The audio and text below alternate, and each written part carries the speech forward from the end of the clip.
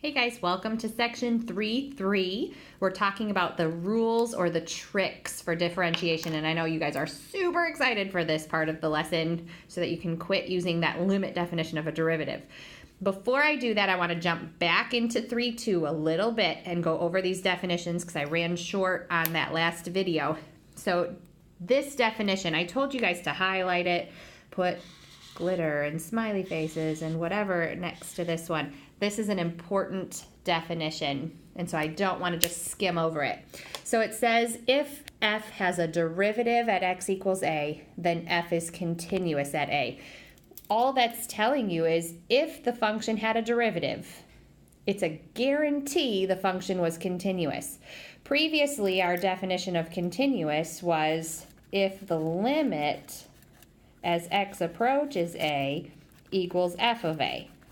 That's still the definition of continuous, but now we have another way of checking for continuity by saying, hey, if the function had a derivative there, then that means the function is continuous there. What I want you to make a note of is that does not work in the reverse order. If f is continuous, it does not necessarily mean f is differentiable.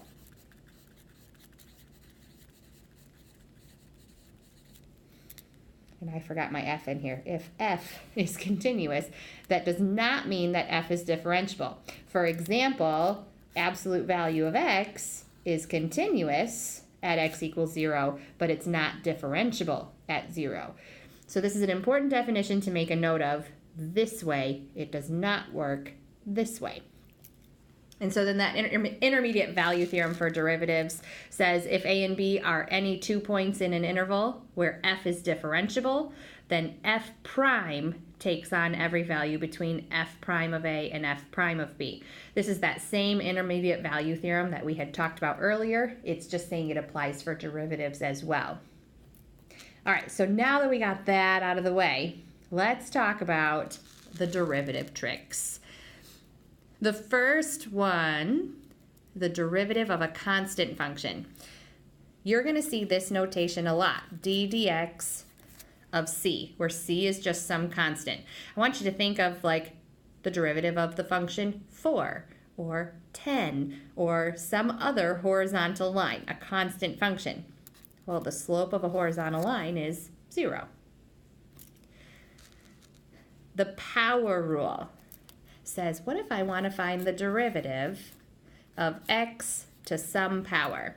And this is the rule that lots of you remembered from last year. And to do that one, we take the exponent down, n, x, and then you subtract 1 from the exponent. The constant multiple rule kind of takes that one step further. It combines rules 1 and 2. And it says, what if I've got a constant out front? So like 4x squared or something like that. Same thing applies. We bring that n down. It would just be c times n, x to the n minus 1. The sum and difference rule says if I have to do the derivative of f plus g, it's the same thing as doing the derivative of f plus the derivative of g. And we'll put plus or minus in there just because you can do that with addition or subtraction. Now on the next page, we get to some of the trickier ones. And these rules look awful when we write them out in definition form. So I'm going to write it out as the derivative of f times g.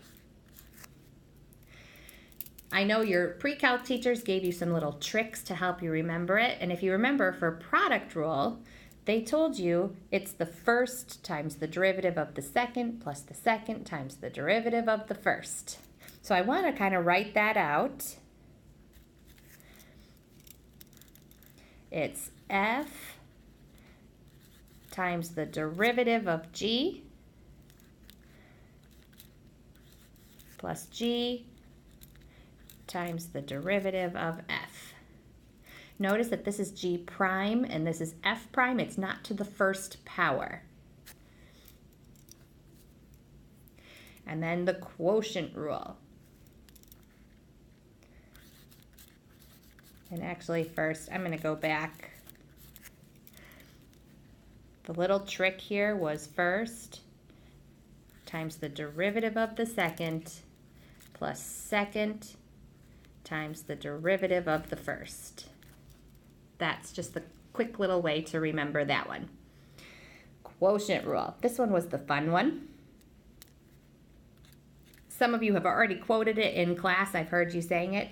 The quotient rule, if I have a function divided by another function, then I have to do low d high less high d low over the denominator squared we go. That's our little trick. I'll write it out in symbols first. So it would be low d high, so g times f prime, less high d low over the denominator squared we go. So when we say d high and d low, that means derivative of, so f prime and g prime. So I'll write that out. It was low d high less high d low all over the denominator squared we go. I just wrote low again down there. Now, the one way to remember that it starts with low here, if you started the other way, high d low less low d high, kiss all your points on the test, goodbye. That would be sad. Don't do that. Last one is number 7, the derivative of a negative integer power of x. So they're saying, what if you have x to the negative n power? It works the same way as the power rule. You just bring down the negative n. Just be very careful here. It's negative n minus 1. You're still subtracting 1. Be careful with subtracting with negatives. People miss that a lot.